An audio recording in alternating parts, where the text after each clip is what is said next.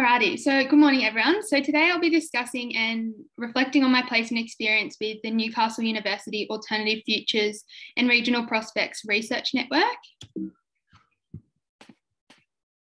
So the Alternative Futures and Regional Prospects Research Network was launched in January in 2018 and it's part of the University of Newcastle. So it's an interdisciplinary collaboration that studies and promotes alternative models of development that are kind of beyond the current capitalist system where we depend on things like carbon, capital, compulsive growth, consumerism, and the corporate welfare state. So it's kind of a focus on the creation of a sustainable and inclusive future. So the Futures Network team is a team comprised of a broad range of researchers and experts that are from various disciplines and is directed by Hamed Hassini, who is a senior lecturer at Newcastle University and my supervisor for the placement. So obviously we are in an era where there is multiple global crises, social upheavals and political instability, and the Alternative Futures and Regional Prospects Research Network aims to bring agents of change together and empower communities to build those just and sustainable economies. So it's about they're seeking to question the mainstream social issues to bring about progressive change and coordinating and kind of promoting a platform for organisations that are trying to strive and create those systems and societies that are beyond the dependence on capital, carbon, consumerism, growth and discrimination.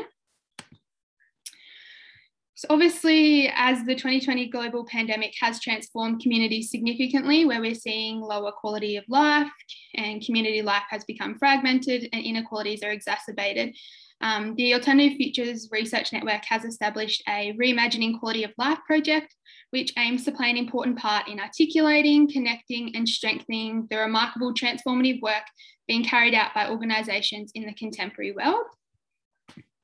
A little bit of background information about the project. So the project reimagines what quality of life in the post-COVID-19 context is by investigating the key transformational forces that are influencing these alternative visions of quality of life to kind of produce an alternative conceptual framework that will ultimately shape policy, public debate and research.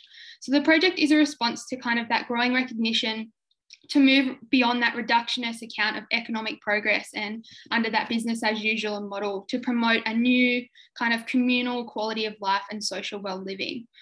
So the project has been developed in collaborative partnership with the New Economy Network Australia, or NENA. So it examines how these transformative notions of well-being are being constructed, and it aims to build a participatory platform to provide an opportunity for those marginalised and kind of grassroots and community voices to be heard. So the Reimagining Quality of Life project, the data collection for the project has been separated into a two-phase process to kind of get an understanding of how those progressive initiatives and organisations are working towards addressing the root causes of these social and ecological distress in kind of a post-COVID-19 context. So to understand what quality of life and well-being means to individuals, communities and organisations, Phase 1 of the research project involves an online survey, which is Australian-wide. Phase 2 of the research project involves conducting 10 to 15 interviews where organisations will be invited to participate in an in-depth interview to explore the ways social movements and organisations are kind of working towards improving that quality of life. And these are the two stages of the project that I was involved in, a part of the placement. Obviously, undertaking placement with the Alternative Futures Network to kind of reimagine what quality of life is in a post-COVID-19 context was conducted by myself and Claire, who will be speaking later today. As part of phase 1 of the data collection, I set up the data file for the research project using SPSS, which involved defining the variables as per the questions in the survey and the data dictionary codebook, so that when data from the survey becomes available, the research team will be able to transfer it into the file and start analysing some of those responses from the survey. So obviously by setting up this file, the data file, I was able to complete some preliminary work for the research team. To ensure that an adequate amount of participants kind of responded to the survey, both Claire and myself spent time finding alternative contact details for the organisations who did not respond to the organisations to kind of provide them, ensure that they were able to complete the survey and have that opportunity. In addition, data mining was constructed to produce kind of some of the complementary information to the national survey. Part of phase 2 of the data collection for the research project involved liaising with organisations, which is kind of the phase we're up to at the moment, which involves kind of communicating with organisations and being that primary point of contact between the interviewers and the organisations, and to arrange a time and date to conduct the interview. So once the organisation identified a favourable timeframe, an online poll was created in order to find a suitable time for both the organisation and the interviewer. And the final activity will involve participating in the interview process, which will be happening later this week, and which I will be an observer to kind of gain a more informed understanding of how these organisations are pushing for things like deeper democracy, equitable societies, autonomy, and greater quality of life.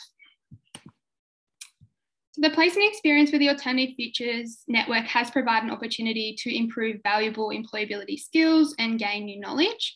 So the placement involved working collaboratively with the Alternative Futures Network in a team environment, which offers a valuable contribution to future group work in employment settings that involve sharing of decision-making and ideas, facilitation of group work, and kind of collaborative work on various community development projects.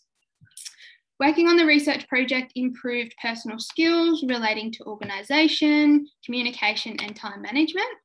In addition, we were conducting research and data analysis to formulate and kind of collect data for the research project, which will translate into future practice in settings where it will require the preparation, interpretation of different analysis of data and reports and documents. The placement experience also complemented my academic studies, providing an opportunity to kind of learn outside of that coursework environment and explore the ways that the organisations undertake work that contributes to the successful achievement of goals.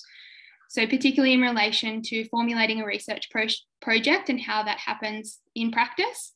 It also provided an understanding of the work being carried out by grassroots and community organisations to make that change to move towards just and sustainable futures. As an overall, it was a very positive experience. The workplace offered an opportunity to apply, reflect, and share the translation of theory into practice, which enabled me to see firsthand how an organisation draws on the theoretical frameworks and how these translate into practice. It also provided an invaluable hands-on industry-related experience to engage in professional networking, obviously in working with an interdisciplinary team. As a whole, the placement provided an opportunity to integrate previously studied theory within its practical application, which I think was really important. You get to see how what you've learnt translates into practice. Some of the challenge of the placement included time management and meeting competing and conflicting demands. At the time, I'm also completing another placement as well and working on top of that and doing 2 other subjects. So obviously meeting those demands and ensuring there was a balance, but obviously a big part of that was the placement was very flexible in terms of that. And obviously personally, I ensured that I had a schedule to ensure that each task was given the adequate time and effort. Okay. The work conducted by the Alternative Futures Network and the Reimagining Quality of Life project relates to the key issues in the current and global development context, focusing on the alternative pathways and kind of these processes and transformation that needs to happen towards this just and sustainable future. Studying and understanding the importance of working together, I think was a really big important thing, especially in relation to grassroots and social movements, and drawing upon their existing and kind of building that collective agency and solidarity is kind of relates to that core goal of community development, that is promoting, sustaining, supporting and maintaining that more sustainable future for all. The relevance to my career pathway. So the placement has expanded my network of transferable and employability skills. It has clarified my career aspirations of working in the community development sector to kind of make that positive contribution. In progressing to the final stages of the employment at Maitland City Council, the placement provided an experience to draw on and demonstrate that industry-related experience and relevant skills. So completing the placement has proven to be a very positive and valuable experience. It was facilitated by an exceptional level of suitable tasks, training and support. Special thanks to Hamed for my placement supervisor to the support during the placement. Overall, the placement experience has provided an invaluable opportunity to develop my knowledge, my skills and experience, which will be relevant to a broad range of employment settings.